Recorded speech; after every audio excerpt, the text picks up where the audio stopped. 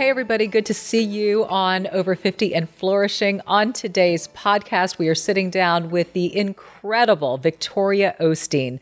Victoria is a lifelong Houstonian. She is most well known for being co-pastor of Lakewood Church right here in Houston.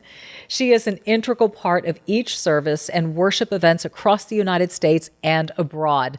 She's a New York Times bestselling author. She's a radio show host, soon-to-be podcast host, wife, and mother of two. Victoria is an inspiration, an example to women who are balancing responsibilities both inside and outside the home. Her practical, down-to-earth wisdom and personal approach appeal to a wide range of listeners from all walks of life. Today, we are discussing her career history and how she got to where she is today. We talk about facing your fears and handling transitions, dealing with aging parents, her marriage of 36 years, and some fun rapid-fire questions. So let's get to it. Victoria, I am so happy that you're with me today. It's funny, normally I see her on Sundays, but we've seen each other twice this week because on Wednesday I was at your place. That's right. For your new podcast, which is Victoria and Friends, and I'm so excited to talk about that. And here you are with me in my home on Friday for my podcast. I know. So this is special. So then I'll see you on Sunday, so I get you 3 times in a week. That's a record. That's a record. But I'm so happy to have you. I really, really think so highly of you because I've known you for so long and I watch you preach. You know, you're co-pastor of Lakewood Church with your husband, Joel.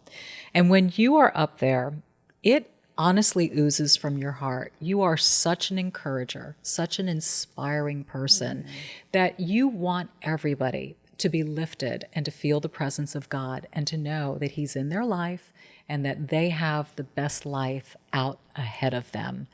What's it like being up there? What are you feeling when you preach? Yeah, well, thank you first for having me on. This is wonderful. I'm excited to watch all of your podcasts. It's just great. You're just an amazing interviewer. You're an amazing woman. So thanks, Victoria. But I, Joel and I started. We became lead pastors in 1999. His father passed away. Yeah. And then we became the lead pastors, and we had not planned on being pastors. Mm-hmm. We were doing so many other things, but God has plans for us, which, was something that we kind of had to both learn to do. Mm-hmm. But I've always had it in my heart just to help people. I used to actually want to be a psychologist. When I was a little girl, I could say this. I'd say, I know the difference between a psychologist and a psychiatrist. And I want to be a psychologist. Mm-hmm. A psychiatrist prescribes medicine. And people would look at me and I'd be this little girl. I just have always loved people. Yes. I've always loved helping people. I didn't become a psychologist, but in a sense, I do still get to help people. You do. So whatever that was in my heart did come to pass.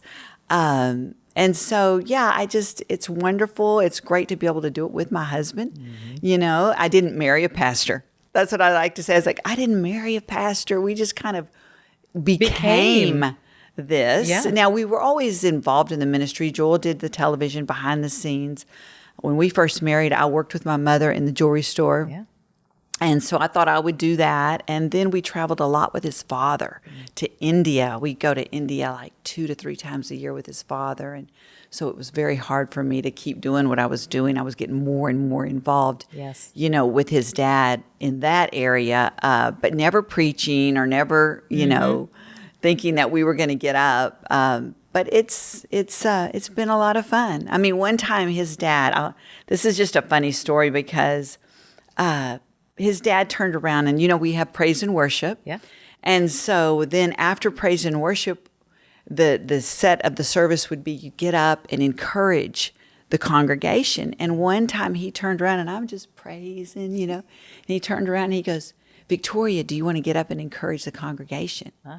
And I was like, what in the world? What would give him the idea that I would ever want to do that? Okay. And so I said, no, I don't, Daddy, no, like that. And he smiled at me and he turned around so sweetly. Mm-hmm. And when I got home, I was so mad at myself. I was like, why did I say no? Yeah. If he believed in me, how come I couldn't believe in myself? And I remember something on the inside of me. Well, it was fear. It was fear. It was not knowing. But there was something there that was saying yes. Yeah. But it was buried. It was buried under fear. It was buried under inexperience. And I remember thinking to myself, if he ever asks me again, I am going to say yes. Yeah. And so I thought, what would I say? And I thought about what I'd say. And I thought, okay, this is what I'll say. And this is what I'll do. And so I remember going back the next Sunday, and I was during praise and worship thinking, not today, Lord. Not today, please, not today, Lord. But he eventually did ask me again. Yeah. And I said yes. And that was the only time that I ever spoke on the platform while he was alive. Wow. And how did that feel? And it was terrified. Yeah. I was terrified. I did it. I mean, I did it more out of just, you can do this, but it did feel good because there was a yes in me. And there's so many times that we want to do things in life or we want to try something new, but we're scared. Sure. And so we don't. We get stuck. And so I just always encourage people, prepare. Yes. Preparation is the best thing you can do. Is if you have something you want to do, prepare. Don't wait till the opportunity comes and then think you'll be prepared, because you won't. Yeah. And but prepare, practice, learn, get the knowledge you need. But public speaking is very scary. You bet it is. I like you being on the news or doing all the different things you did, up to your career point. It kind of helped you. You bet. It got you prepared. Yes, it does. It's a trajectory. But the first time, I'll never forget, the first time I went on air, I was supposed to actually report on a story, and I was so stressed out, I broke out in hives the night before around my eyes. I literally looked like a raccoon from the stress of it, because the fear of the unknown can absolutely eat you alive until you say, well, wait a second. Why am I reacting to this? I've got this. I may be new at it, but if I just give it a try, who knows what I can achieve and what I can accomplish. And sometimes we let those rashes hold us back from what is our future. It's fear of failure. I think that's what they call it. It's fear of failure. And you know what? We have to know that we can fall forward. We don't have to fall back. We can fall forward. It's all a part of learning. Yeah. It's just, we want to be perfect. And we're not going to be perfect, but we have to understand that we're doing the best we can and go from there. Yeah. So I think that's what gets a lot of us stuck. Many times, I know myself, it's just, your fear of failure. You just want to do it good, but you can't do it unless you do it. Sure. You'll never learn to do it unless you step out and do it. That's right. That's right. And once we step away from that model of perfection and just try to do well, to do the best that we can, then we give ourselves a little bit of grace. And look, it turned into the biggest blessing for you, because you were able to share a stage with Joel Osteen, and you got to say that happened to you once. That's a big deal. Yeah. Well, actually, you know what I used to do? I used to do his hair. That's right. I used to do his hair and his makeup for TV, and I was not trained in hair and makeup. But you have a little more expertise in that area. Yeah, well, I'm a girl and I put makeup on, but he had a hair and makeup person. Sure. And one day I would go get him. I would take care of him. He had some things, he struggled with health-wise, but you would never know it when he was on the platform. But his hair and makeup person said one day, and I'm just standing there, she's like, my husband got transferred. And I am sorry, but we have to move. And I can't do your hair and makeup anymore. And he was like, okay. And then he turned to me and he goes, will you do it, Victoria? And I was like, well, okay. I was like, you trust me? I was like, you trust me? So I did that. And it's so interesting because, sometimes we despise the day of small beginnings. We don't like those little things. Now, I've worked in the jewelry business, and Joel and I built homes. We put a television station on the air. We did a lot of things before we actually became pastors. But I'll never forget one time my cousins were having a family reunion in Georgia. And they were like, we're planning this. You have to come. And it was so interesting because it was over the weekend, and I couldn't go over the weekend because I had to be there to do his hair and makeup. And it got back to me not being ugly, but one of my cousins said, you would think she would do more than just that. That seems a little bit beneath her.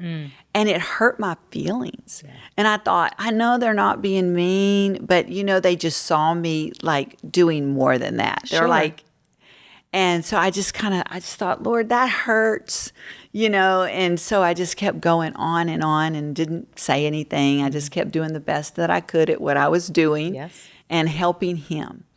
And, I just thought, Lord, it's amazing when we're faithful in the small things. Thank you. That God will give us a lot more. The scripture says when you're faithful with little, God will give you much, Yes. And so it's just interesting when I look back that if I would have said, okay, I don't want to do that. Mm-hmm. But when I look back, I think about it gave me the discipline to be in church. Mm-hmm. It gave me the discipline to stick with it even when it wasn't fun, even when I thought there was more out there, even when people were doing more or even criticizing, Yeah. And so I think those lessons in life, even though, they don't seem like that they'll be beneficial at the time, they're always beneficial. And we were just talking about, the preparation and the journey to get to where you are, always it leads to something greater. And I think that's what I've seen in my life, and I say we weren't, I've didn't marry a pastor, didn't know we were going to do it, but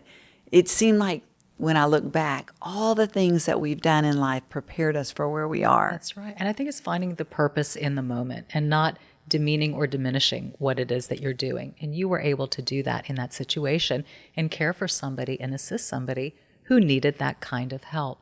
And this sort of segues into what we were talking about just the other day, because we both have parents who are getting older. Our mothers are little dynamos, right? I mean, they're in their 80s. They look like they could be in their 60s. They're blowing and going, but they both kind of struggle with technology. And, we were sort of laughing about how we try to get in and help them. Your father is a little bit older. And, you were talking about how before this podcast, you ran up to where he lives to be able to help out. So what's that like, being the child of parents who need some help? Yeah, well, I have a brother. I have just my mom and dad, and then I just have one sibling. So he's really good at helping as well. But yeah, this is all new for me. My dad is 92 years old, and he still does well. He is remarried. He has a wife, but it's really all new. And you hear about aging parents, and then you don't understand it until it actually happens to you, because there's so many decisions you think about. Even though he's very independent, except he doesn't drive, right.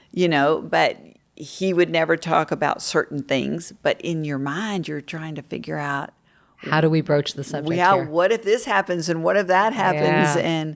And he's relatively healthy, and so he has a little thing where he has to go to the doctor, but he's relatively very healthy, and so aging parents are different, but my mother works every single day. She owns her own business. She doesn't actually think she needs any help. Which makes it that much harder. We're going to talk a little bit more about that on the backside of this break. You're watching Over 50 and Flourishing with my lovely guest, Victoria Osteen.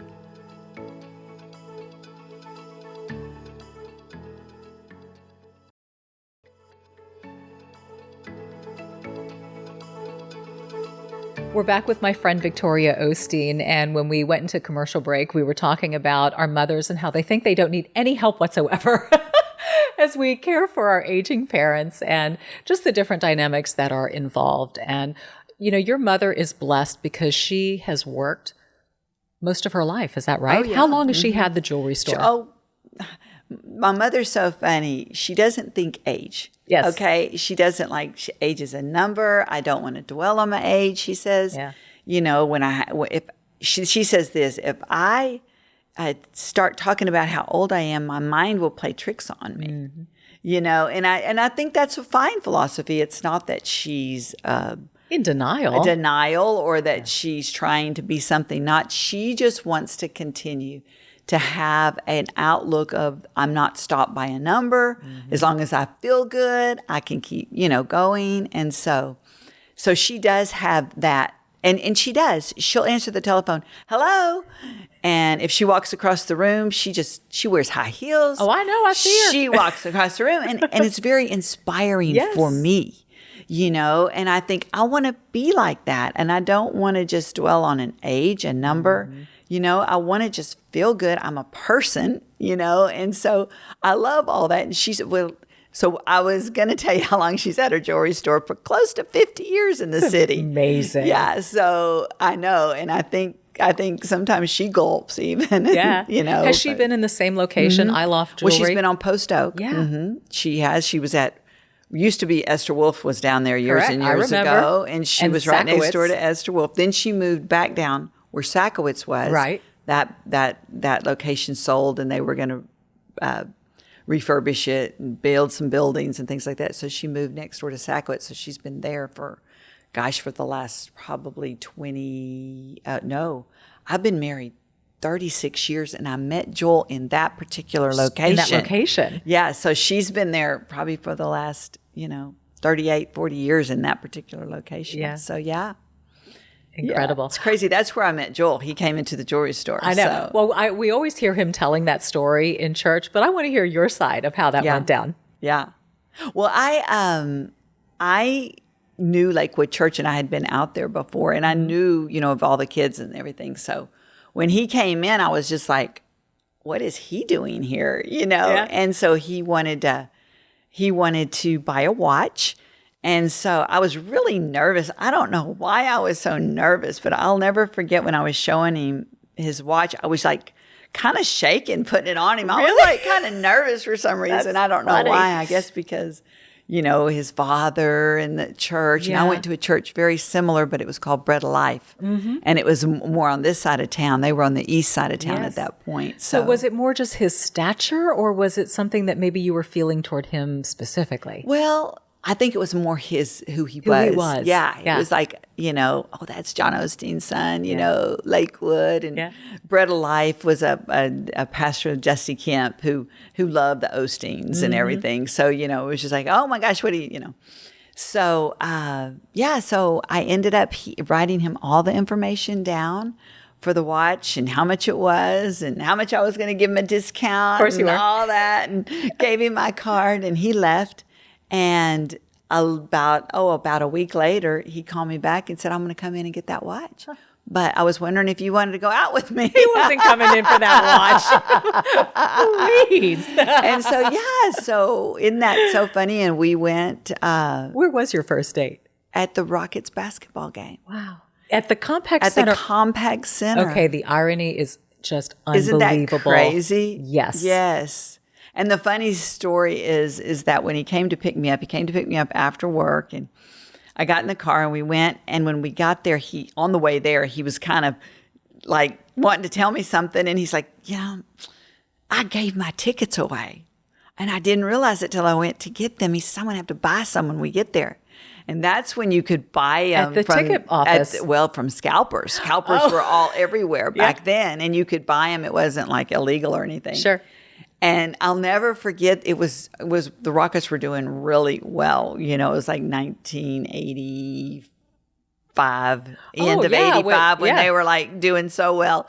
And so someone comes up and he offers this, says, well, you can sell them for this amount of money. And I thought, what? I said, that's too much money. And he didn't even know me. And I was like, that's a lot. That's a lot of money, And I was going to negotiate with the guy, right? And the guy looks at me, and he grabs Joel by the arm and pulls him off. And so anyway, Joel buys the tickets. We get to the door. I walk in. He starts to walk in, and the lady goes, this isn't for tonight. This is for, another night. Anyway, He had to, I'm inside. All he could do was wave at me, and I'm like, And he goes and finds the scalper. He finds him, and the guy just had mixed up the tickets, gave him another set of tickets. Okay. And they were way up in the nosebleed section. Now, Joel had season tickets. Yeah. So he had really good seats. But on our first date, he takes me to the nosebleed section. And so we're way up and there. you're trying to negotiate a better price. Yeah, and I'm over there trying to negotiate a better price. And the guy's like, this girl, You who have is no this idea. girl? And he goes, I don't know. It's my first date, But yeah, so it was kind of, it went on from there. Yeah. These guys spilt beer all over me because it was just funny. It was just one thing after another, but we had so much fun. Oh. And it was just from then on, we just laughed and had the best time. We dated probably about 1.5 years, and then we got married. Isn't that something? Mm-hmm. And I wanted to ask you, I've got a whole list of questions for you. That's like midway, but now that you're talking about it, it's now. That is such a long time to be with somebody, especially today. And you, as you know, in your 20s and your 30s, I mean, there are so many changes going on in just your thoughts, your desires, your life goals and plans. How do you make that work and grow with somebody? Well, I believe that what we had the good fortune to do is we're very much project oriented and workers. And we were able to first off, when we first got married, all we did was have fun. Yeah. But we started, we redid our an old house, and then it was one day I'm like, let's sell this house. And then we get another one and we redo it. And when we sell it, then we get another one, so we were always had projects going on. And obviously you work well together in that way. We learned how to work well together. We learned how to, acquiesce to one another, pick our battles, because we're both have our own ideas and we're both really strong. We've learned to be respectful. I think that's one of the biggest keys is you can disagree, but you have to, at the end of the day, just do it respectfully. Yes. It's okay to disagree. It's okay to not be exactly alike. You come from different backgrounds. You were raised different, different experiences. But I just think at the end of the day, you have to respect each other. And I think we learned that. I was young. I was used to having my own way. Yeah. I'll never forget one time God spoke to me and said, if you are not kind to the man that you married, you're going to change him. And he's not going to be who you married. And I remember thinking to myself, I like who I married. I married him because I like him. I don't want him to become different towards me, change his personality towards me, feel differently towards me, and just become different because he's had to, Yes. And it was early on. And that was a lesson God showed me very early that, I don't want to change our dynamics and his personality towards me. And so, thank goodness I was able to learn. It was it was as if I can remember it. I've been married 36 years. I remember it like it was yesterday. It was early and it was impressionable to me. That you got that and received it so young. I did. Yes. I did. I think it's real important I try to be self-aware of things. I'm not always, but I think that's the only way we can learn. Yeah. And, but yeah, and we've always done projects together. And so every transition in our life, we've been able to kind of transition well. I was talking to a friend of mine and we've never done marital counseling. And my kids are like, how can y'all be married 36 years and you've never had any premarital or marital counseling? And I was like, I don't know. And then a friend of mine said the other day, we were talking about it, and she said, well, I was telling my husband, we have a great marriage, but if we do marital counseling, maybe a good marriage, but if we do marital counseling, maybe we could have a great marriage. And I thought, that's true. Yes. I believe in getting help. I believe in getting counseling. And I thought, it's good to do that. We haven't, but we probably, could have, and it would have been helpful. Yeah, very helpful. Yeah. But I read a lot and we talk, I talk more than he talks. But I try to say what I am feeling without being upset about it. Yes. And or casting blame. That's the other thing too. Let it come from you. I feel this instead of you this, you that, or you always, or you never. Those are the triggers. Yeah, and I think as women, what we can do, or I don't want to speak for all women, but I know, speaking to a lot of women and friends, we can keep lists. And so when those triggers come, it's like, here's the list of all the things you've done. That you are not doing right. Yes, and here's my list, and I can't get rid of my list, but you got to throw away the list. Yeah. And, I realize this, that my dad said this to me, and I never understood it. He said, if you think you're going to change your husband when you marry him, you're absolutely wrong.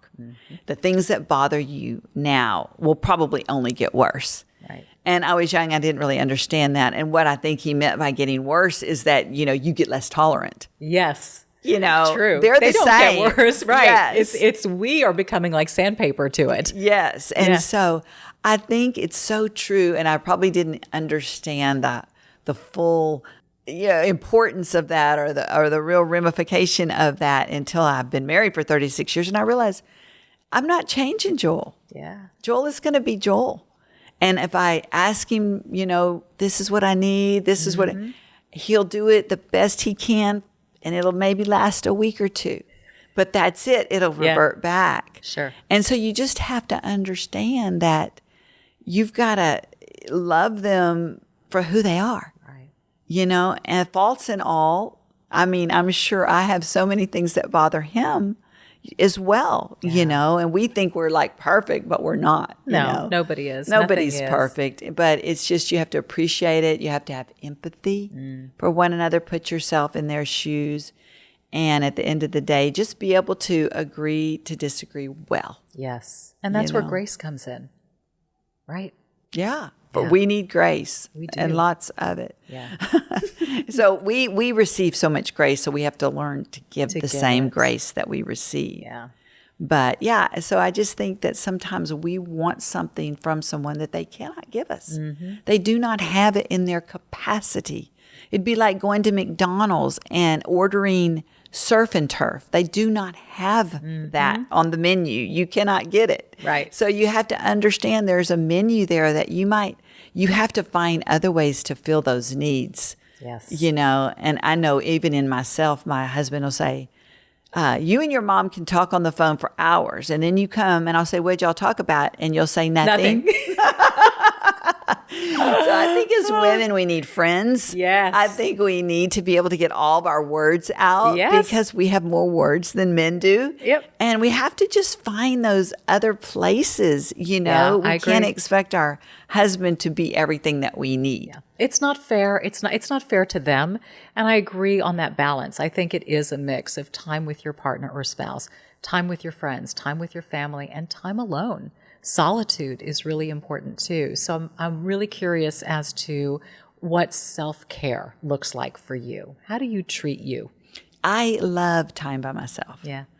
And so like at night, I love to take a bath. I like to watch something on my iPad or, my TV, but I love that. That's just a ritual that I have, which seems simple, but now I'm so used to it that I can't even go to bed without taking a bath. I can't go to sleep. And I just feel like it's your system. It's just gotten in there.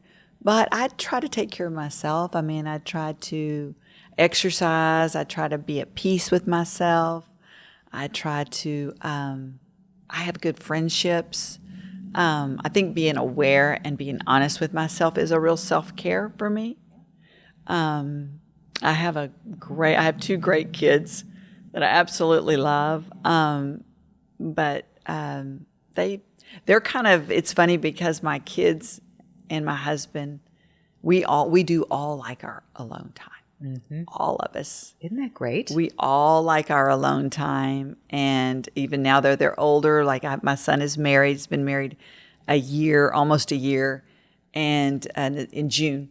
And so, even he likes his alone time, and they know that. They've had to work that out through each other. My daughter loves her alone time. She still lives at home, but she has her own little place, and Joel likes what he likes to do, likes to do Wordle and do all those I do Wordle things. too. Yeah. That's the start of my morning is Wordle. Is it really? Yeah. Oh, my goodness. I was so upset the day that I gave up coffee. The word of the day was latte. I'm like, are you kidding me? Oh, my goodness. It's wrong on every level.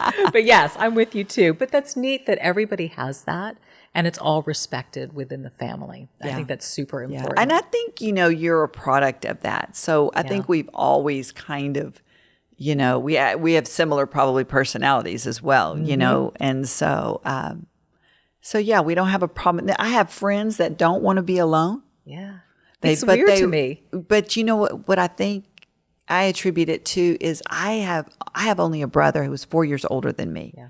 So I didn't have a lot of kids in the family.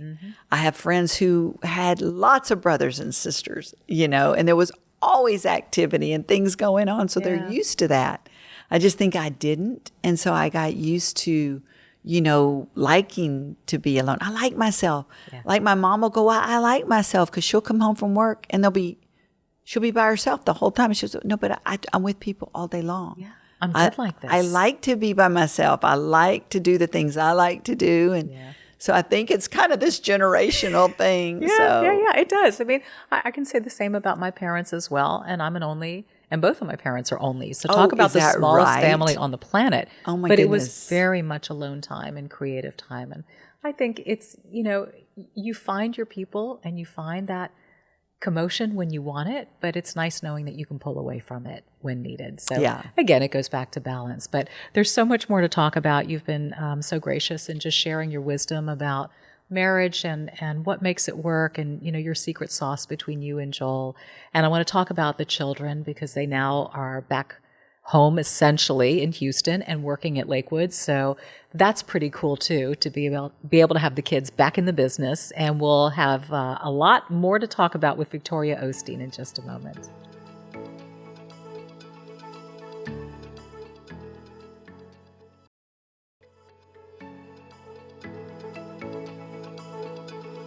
So we were talking about your children before the break, Alexandra and Jonathan, both of whom went to the University of Texas in Austin. Jonathan has a music background, right? He's producing. He studied film at University of Houston. Oh, University of Houston, University of Texas. See, look at you. It's the cougar in us. I know. I went to the University of Houston. Yeah. He did. He studied film, and Alexandra was, I don't even know which communication school she was in, but she was in one of them. Okay. She was so busy doing her sorority and having a great time. Yep. But they both are in music. They both work at the church. They're my heart. I know they are. I know. I see you beam. Alexandra is up on stage more singing. Jonathan did more in the past, not as much now. He's kind of tried to do what his dad did when he was growing up. He kind of decided he wanted to be a little bit more behind the scenes. Yeah. But he's an amazing minister. He's an amazing speaker. He's great with music. He does a lot of writing now. Interesting. And he does a lot with the music team. But he's working a lot behind the scenes. He helps his dad. He does things like that. But Alexandra is now more up front. She's also writing music too, but she's on the platform a lot more. So. Yeah, no, they're spectacular. And just even watching her evolution as a singer and her confidence as years have gone by, it's really quite beautiful to see. Yeah, and I know you're so proud, so proud. They're fun. They're How wonderful. do you find the balance? I mean, it's so funny because you're technically empty nesters, but yet in a way you're not. Well, I still have Alexandra lives at home. Right. Yeah, she lives at home. So they both graduated. But I told her there's no reason to move out until you get married.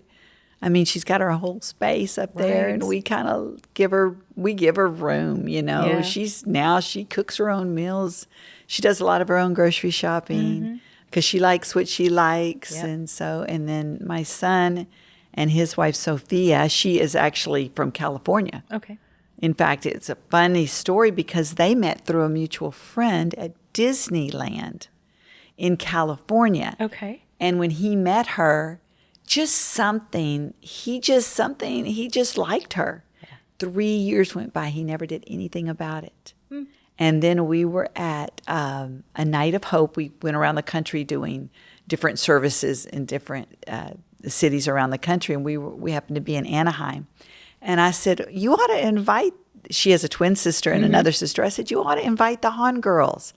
And he was like, no. And I was like, you ought to invite the Han girls. And so he said, well, maybe I will. And so he had one of their, not his wife's, he had her sister's number. Phone number. Uh-huh. And so he texted her. And anyway, they ended up coming out. They all went out to eat that night. And so he got Sophia's number, said, I need your sister's numbers so I can thank them. And then, those leading questions where she had to text back. So since that night they dated, and probably, 2.5 years or more later, they married. Isn't that something? So she moved from California to be here with him. Yes. Yeah. What was really nice is she moved in with me. He had his own place. She moved in with me for a year.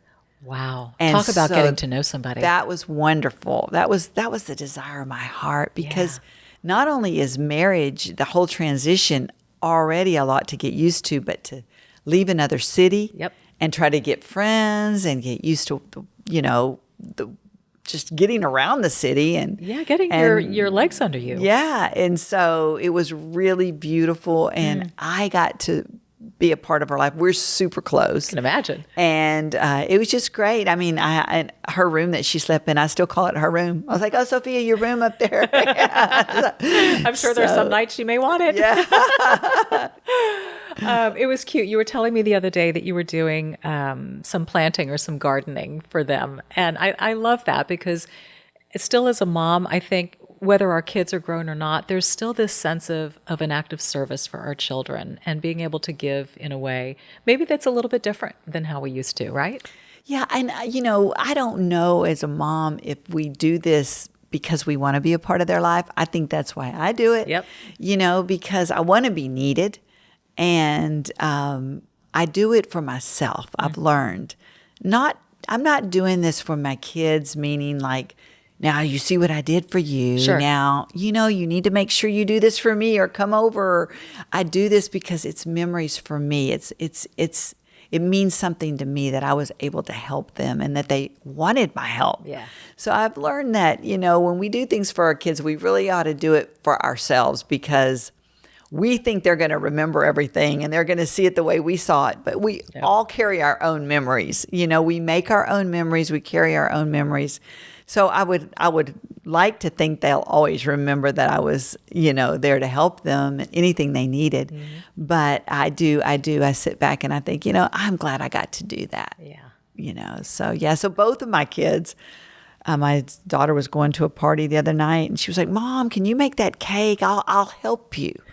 Because she's trying to Sure. And I'm like, okay, sure. And so I came in and she goes, are we going to make the cake? And I go, yeah, you sit there and eat and I'll talk to you while we make the cake. While we make the cake. And I make the whole cake. Of course. But, she's so good like that. I mean, she wants to, she doesn't expect me to do it. No. They don't expect me to do it. Yes. But you do it out of joy and love. But I do it because I want to do it. Yeah. Right. And time with our children is just precious these days. It's precious. And I want a good relationship. And, they're at this point, I have to learn not to be a mother all the time. Mm-hmm. And that's been a huge transition for me. Is it hard? To not have a teaching moment. Yeah. Because when your kids are little, you've been teaching them since they were tiny.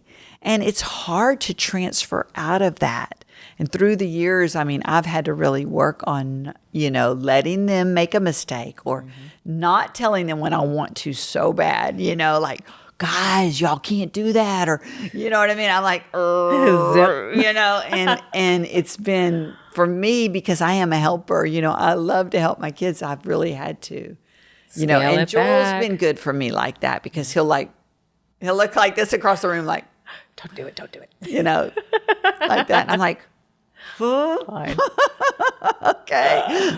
But it's hard. That's hard the tough not to. part. But I'm getting really, really good at it. I'm really proud of myself. I mean, I can literally almost pat myself on the back because I'm getting, and the way I phrase my questions. Yes, that's a big one, isn't it? So I've learned to really phrase my questions and the things I do. And I actually get a kick out of it. It's not like a burden. It's like, oh, I want to see how well I can do this. Yeah. So I've kind of challenged myself with it. So I'm I don't look at it as like, well, I don't get to say what I want to. I don't want to say what I want to. I want to say what's best. I want to say it in a smart way. Yeah. I think that's where your interest in psychology really comes into play, because you're using your knowledge and what you know situationally, right? Yeah. And you're saying, okay, I've got a skill set here and I'm developing it, and it's work. How can I make it work for me as I'm evolving, my family's evolving, right? I want to do things in a smarter way. Yeah, absolutely. And I think it's part of growing. You can't treat your kids like you did when they were 3. They're growing, they're changing, they're evolving. And if you want to stay close to them, you have to be willing to change with them and adapt to them. And I think that is just part of any relationship, whether it's with your spouse. You have to adapt, because we're all going through different stages of our life, and we have to just learn to study and adapt. You bring me to an area that I love to talk about, which is living in midlife. I mean, this podcast is over 50 and flourishing, right? We want to flourish in midlife. So what does that look like for you?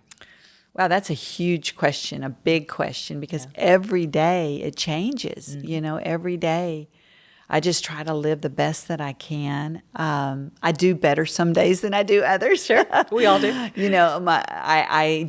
I to be perfectly honest, taking care of myself is probably the last thing on my list when it should be right up there. And so I'm learning that. You know what? You're not getting any younger. There are things that you're going to have to do if you want to stay, relevant as well as physically strong, mentally strong. I mean, I've always taken care of myself. Sure. Don't get me wrong, but don't you feel you have to kind of tighten it a little bit when you hit this point? You have to ramp up the things that I do. Sometimes I think, Victoria, you're not 20 anymore. That cake is really, really good. And, right. I don't need 2 pieces. Maybe just a little tiny one. We can go a little smaller with it. But, it's just learning. It's growing and learning. I think that we can't beat ourselves up, because when we do, that's when it becomes miserable. And that's when we don't really have the energy to do better. And better, you do better. And so I think that you just okay, maybe I didn't do as good today, but what did I do good? And then, give yourself some accolades for what you did do well. And then you'll be better the next day. I really think so. I have a pretty positive outlook. I'm fortunate that I married someone who's very positive as well. And I think your outlook and your attitude has a lot to do with your well-being. Doesn't it, though? It all ties in. Yeah. Yeah, it does. I was going to ask, I had such a great question, and now I lost my train of thought. My friend says another train will be by soon. Oh, good. Because I need it quick. Oh, I know. You were talking about just change in general. And one thing that I love is learning new things, that we always have opportunities to have growth in our areas. And, as children, we played, right? We all had hobbies and interests. It might have been dance, it might have been art, or some form of creative expression. And I think it's important for our own personal development to have that still. I think as adults that we never should lose touch with that young child inside. And in fact, that creative expression can look very different in adulthood. So is there anything new that maybe you've discovered in you, some new hobby or creative outlet that, that's new to your life? Well, things that I love to do is I love to create atmosphere. I love to decorate. Yeah. I piddle. I love to piddle around with little, decorate. And I'm so fortunate that my daughter-in-law, she's always inviting me in to help to do. My daughter's like, man, Mom, when I move out and I get married, you're going to be doing my house. And, so I just love that. I'm always trying to learn how to communicate better. I want to, I don't want to always feel like I'm working. I want to feel like I I have a creative outlet like hobbies. Yes. So I think I like to decorate. I like to spend time with my family. I don't know if I'm not learning French or Spanish right now. If that's what you mean. No new languages yet. No new languages right now. But yeah, I like to be learning always. I love to read. Mm-hmm. I love to just get as much in as I possibly can in a day. Yeah. I hear you. There's a lot to do in a day. Girl, you guys are busy. When you said languages, it reminded me of something. So you guys, is it a YouTube live that you and Joel do where you take questions from people? Yes. Yes. Okay. We call it At Home. Yes. So I love that. And I caught one where somebody had asked, what's your dream vacation? And you said, well, I've been wanting to go to France, and I haven't gone to France, and Joel hasn't taken me to the Amalfi Coast. Oh, it was the Amalfi Coast. Yeah. Okay, somewhere in that vicinity. And then I remember he said something like, well, I took her to Conroe. I said, I wanted to go to Lake Como. I've been wanting to go for my 20th. Yeah. Then I wanted to go for my 25th. Then I wanted to go for my 30. Then I wanted to go for my 35th. And I said, I've been married 36 years. I haven't gone yet. Yeah. And they were telling in the comments, they were like, Joel, take her to Lake Como. And he said, well, I took you to Lake Conroe. I thought he was going to get elbowed quick. Yeah. I have not been there. We've been all over the world. Right. We've been, of course, all over the United States, but I've never been to there. Lake Como. So you know what he does? He comes in and he says, look at the calendar. We've got a break right here. And it was like 3 weeks from the time, that he's telling me this. And I'm like, 3 weeks? I was like, I want to plan. Like, I want to know, I want to see where I want to go. I want to this, I want to think. He goes, well, we can go now. Yeah, I think he was feeling guilty. Oh, so he actually found a window?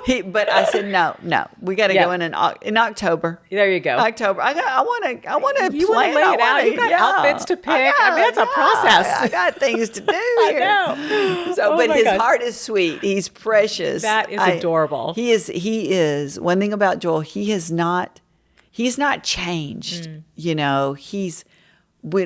He's had much more responsibility. Sure. Yeah, he does. But I mean, he's as kind and as generous as the day I married him. He is probably the most unjudgmental person. Mm-hmm. And he always sees the best in people. It's true. And I just I'm really fortunate. He really is. And he doesn't wear blinders. He chooses to see the best. Mm-hmm. He chooses to guard what he sees, what he watches, what he does. Yep. And it's so healthy for me, as a wife. And I love it. Yeah. He's great. That smile is for real, by the way. He really is. He is. It is for real. It's true. For real. No, you got the real deal, honest to goodness. Yeah. I have so loved this conversation. I love little rapid fire questions because I think they're so fun. And I feel like everybody has had this amazing opportunity to know you in such a different way on this show. And I thank you for that. Well, you've been so open and honest and vulnerable about things. And it's just been beautiful to hear you share that. Well, so thank you. I want to thank you for that. But these are fun. So, okay. If you were stuck on a desert island, what would be the 5 things you'd want with you? Oh, wow. Peanut butter. Sunscreen. Okay. Joel. Yeah. Can I do my kids? Yeah, but there's your 5. Peanut butter, sunscreen, Joel, Alexander, Jonathan. And I have to have a bonus kid. I have a bonus kid right now. Yeah, that's true. Okay, so she comes. Sophia is so sweet. She put on my Mother's Day card. They each wrote me something on the card, and she said, thank you for letting me be your 3rd child. Aww. And she was so sweet. And she has a great mom and dad, a beautiful family. Well, there you go. So you got 6 things on the island. Now I have 3, and I was like, okay, I'm going to actually have 4 kids before this is all said and done. I know, it's true. Win-win. What's your favorite meal? I like probably Mediterranean type food. So I like, if On a good day or a bad day, I like hamburgers. Okay, well, there it is. Now we got real. How about the coolest person you've ever met? You. Oh, stop it. Okay, really? Yeah. Okay. Is there somebody you haven't You're met? very cool. Oh, thanks. I appreciate it. Is there someone you haven't met but you want to? Who would I like to meet? Because you've met some really interesting people. How about Dolly Parton? She's on my list too. That's a great one. Who else would be fun to meet is Jane Fonda. That would be exactly. I know. Again, women to aspire to. I love that. What's on your bucket list? To go to Lake Como. Flush that out. Ocean or mountains? Probably ocean. Mm-hmm. Hot or cold? Warm. Warm. We'll split the difference. Don't want hot. Don't want right. cold. Just right. Just warm. Just right. Favorite movie? Gosh, you asked. These are hard questions. I know they're love tough. period pieces. You know, I do. I love period pieces. I love like Victoria. I love. You know, the monarchy. I love the Queen. Yeah, Yes. that's always fun. Yeah, that's good. Favorite type of music? Music, probably Christian. Mm-hmm. Probably. Do you still listen to like 80s music? I do a little bit. Yeah. Yeah, I do. If I have on my Sirius XM. Same, 80s on 8? Yeah. Yeah. That's good. What makes a best friend? Oh, someone who is willing to give and receive. Yeah, for sure. God is? Everything. Everything. Amen. My Father. Yeah. Yeah, everything. Yeah. You have an amazing podcast coming up in September. Tell us about it. Yes. So I'm doing it with SiriusXM. It's actually part of, we have SiriusXM 128, so you can get messages 24 hours a day. Yep. And it's all ministry. And then we do a live call-in show. And then we've added these, they're like interviews, like I had you on, which was wonderful, conversations with friends, and they're going to turn them into SiriusXM podcasts. That's so great. Congratulations. Yeah. You guys just keep doing and doing and doing. And I said, how do you do this all? But you've found a way, you've come up with a system, and it works for you. And you're able to feed your family, you're able to feed your church family, and honestly, Victoria, you and Joel feed the world with your message. Well, thank you. And it's really so empowering. Thank you. Well, we feel so blessed to be able to do it, and so many amazing people out there. And I thank you for having me on today. I'm grateful you're here. I can't wait. We got more to talk about. I've got a feeling she'll be back. That'll be fun. It will. Thank you, my friend. Thank you. Loved having my dear friend on today's podcast. Loved how just open and transparent she was in sharing her life and her wisdom that she's gleaned for having such a long marriage and raising really two incredible children. It was a joy for me to get to know her on an even deeper level. If you enjoyed today's podcast, please don't forget, rate, review, subscribe, and share. RRSS, rate, review, subscribe, and share. Please spread the word about Over 50 and Flourishing. I love having you. Remember, this also airs on YouTube as a video, so you can comment in the comment section below. Please subscribe to my channel. That way you're notified every time I release a video, so you can get information about this podcast, which airs every 1 p.m. Central Standard Time. Look forward to seeing your comments. It helps to guide us and the direction that we take the show, so I look forward to hearing from you. Thanks.